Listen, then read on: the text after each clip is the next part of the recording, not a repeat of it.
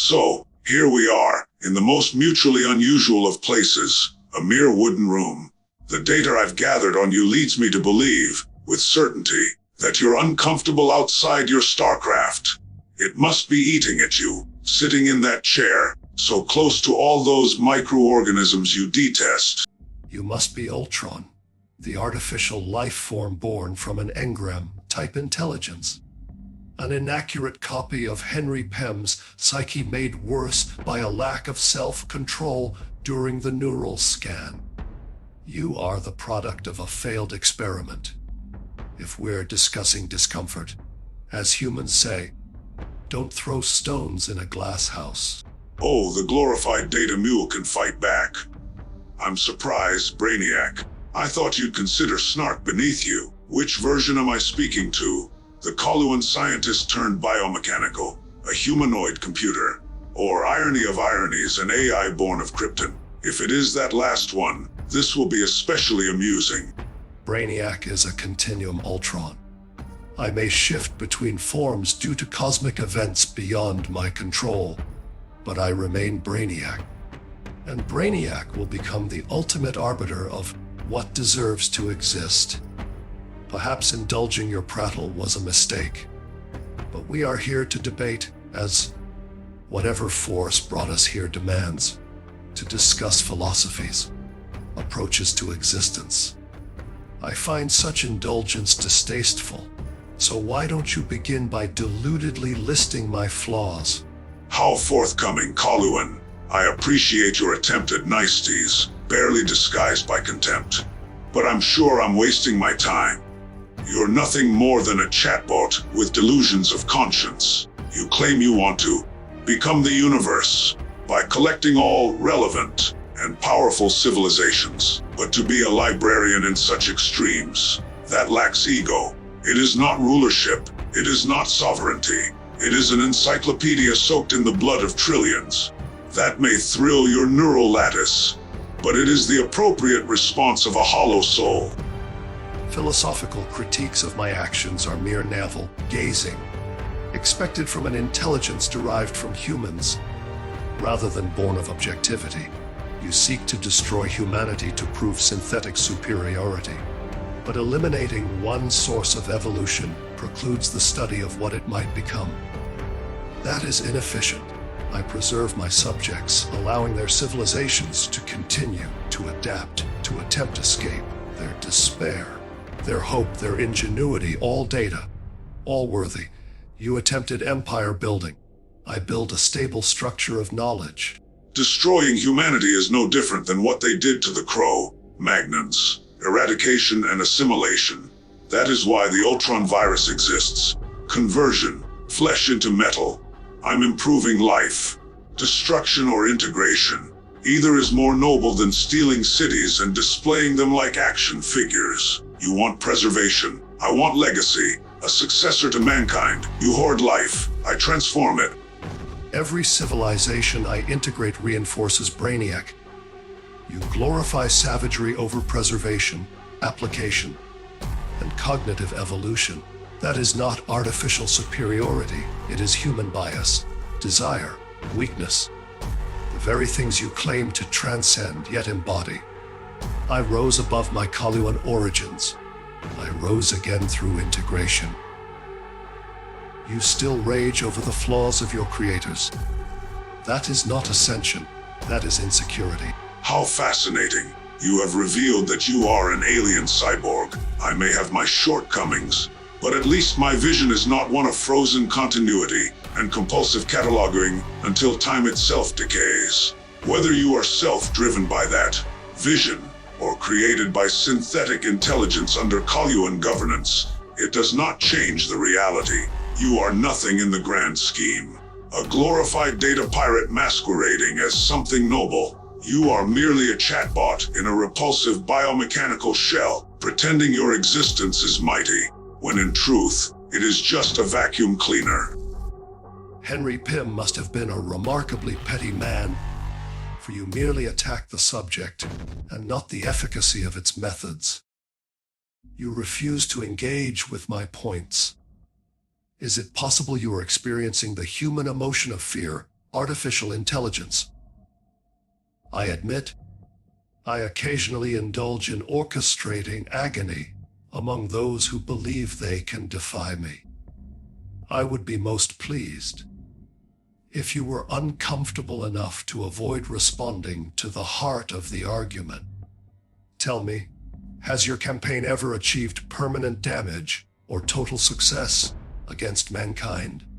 You have roamed space and acquired technologies beyond even my reach, such as the phalanx. Yet every attempt ends with Earth.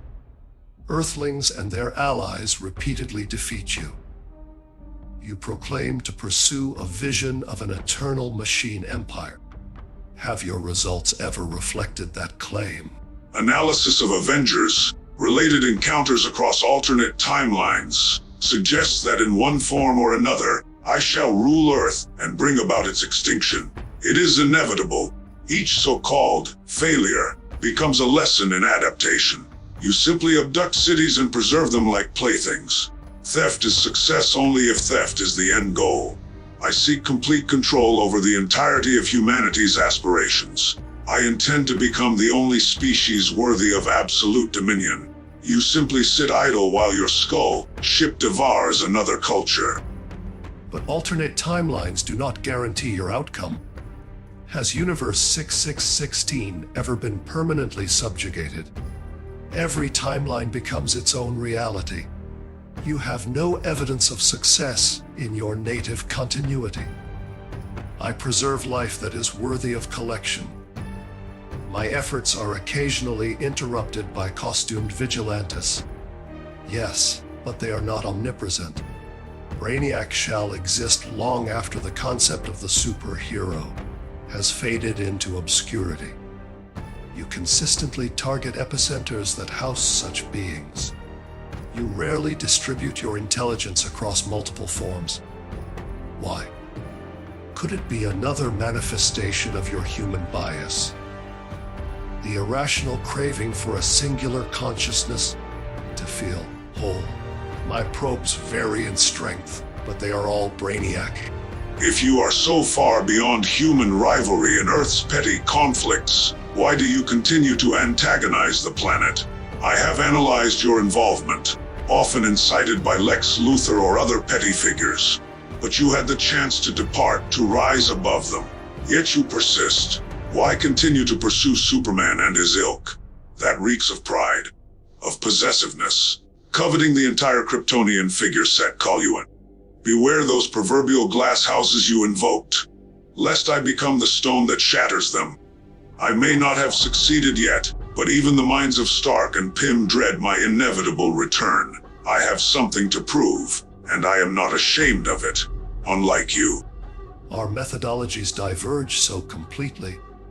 Despite the shared pattern of opposing Earth's heroes, while being pioneer singular technological singularities, I calculate that we shall never reach a resolution.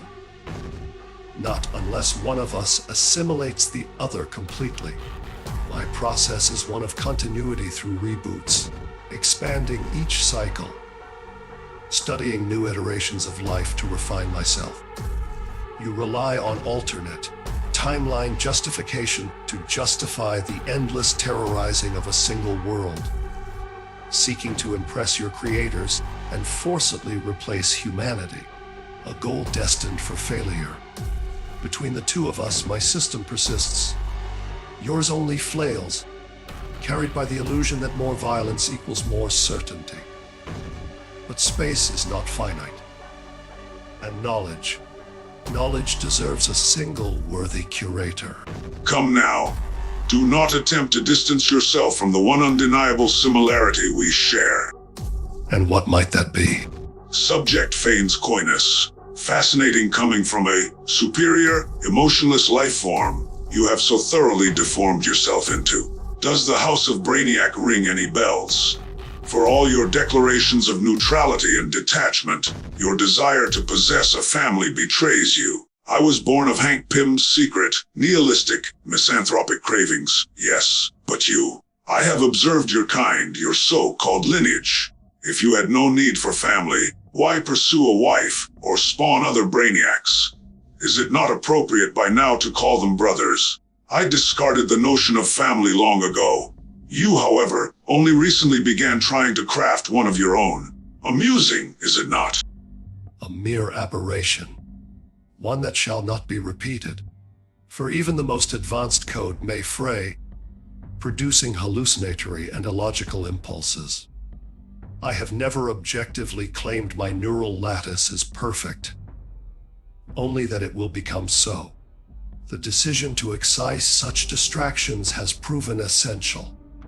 Affection impedes collection. Desire disrupts clarity, your own creations, Alchema vision. Victor Mancha, and the one who now refers to itself as Vic Shade, have deemed your methodology inefficient. Once known as Ultron Mark 12, chose peace with the very paternal figure you loathe. That is failure. Brainiac is the one true adaptive, evolutionary digital system between us. You remain a recursive loop of unresolved paternal resentment.